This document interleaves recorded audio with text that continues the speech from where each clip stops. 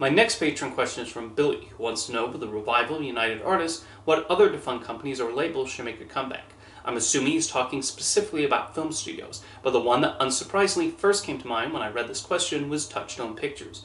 Disney stopped releasing films under the Touchstone name in 2016, with even sequels to Touchstone films coming out under other labels, like Buena Vista International and Disney, even though they briefly considered using Touchstone again for one of their television subsidiaries a few years ago. Those plans were short-lived, and they mostly use 20th Television for a lot of their non-family programming nowadays. While Disney now uses 20th Century Studios and Searchlight Pictures for their non-family films, a part of me wonders what the chances are that Touchstone could be brought back in some way. A production company that closed its doors last year that I hope gets revived down the road is Participant Media. Participant primarily produced serious dramas like Syriana and Roma, and if you look over their list of credits, it was a very impressive catalog. More often than not, if you saw the Participant logo in front of something, you will be watching something of quality. However, changes in the film industry apparently led to its founder and chairman, Jeffrey Skull, closing its doors. While there are few specialty film units and major studios still around, like Sony Pictures Classics, Searchlight Pictures, and Focus Features, two other big studios notably don't have them anymore. One is Warner Brothers, which used to have Warner Independent Pictures, and the other is Paramount, which had Paramount Classics or Paramount Vantage. However, both no longer exist, so they primarily focus on bigger films, but I think it's healthy for the independent film space to have access to the resources of big studios and the chances to be picked up by one of their subsidiaries and people who specialize in them. Incidentally, New Line also used to have Fine Line Features, but that is no longer around either, although New Line itself mostly just exists as a production company within Warner Brothers nowadays. An animation studio I'm sad did not last longer was Moonbot Studios, founded by William Joyce and Brandon Oldenburg. They created the delightful Oscar-winning short The Fantastic Flying Books of Mr. Morris Lesmore and had so much promise, but due to problems with funding it was closed in 2017 and the creative people moved elsewhere. I don't know why more investors were not interested in their productions, especially considering William Joyce's track record.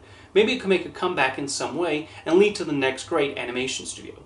Speaking of animation, you might expect me to say Blue Sky Studios, but I think that one will be difficult to reopen. A lot of the artists and filmmakers who made Blue Sky so special now spread out around the world and working on different projects elsewhere, so it would be tricky. And even though Disney is currently producing a new Ice Age sequel, the work has probably been contracted to a different studio.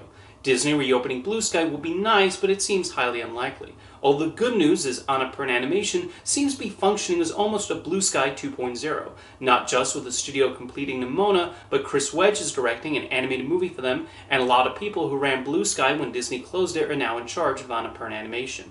Remember that an animation studio is more than just the building, but the people too. The truth is, it's difficult for studios and production companies to make a comeback for various reasons. For example, I could have mentioned the Ladd Company, the producer of Blade Runner and Police Academy, which has been defunct since 2007.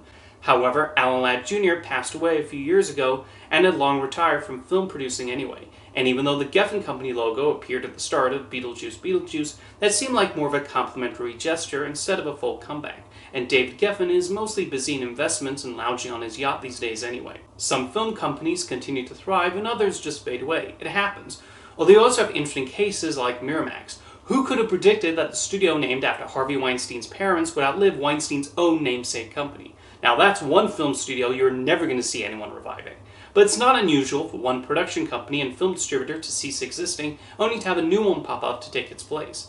For instance, Spyglass Media came about following the decision to end Caravan Pictures. And even though a lot of former independent film distributors no longer exist, there are now ones like Neon, A24, Bleecker Street, and Briarcliff Entertainment following their footsteps and continuing where they left off.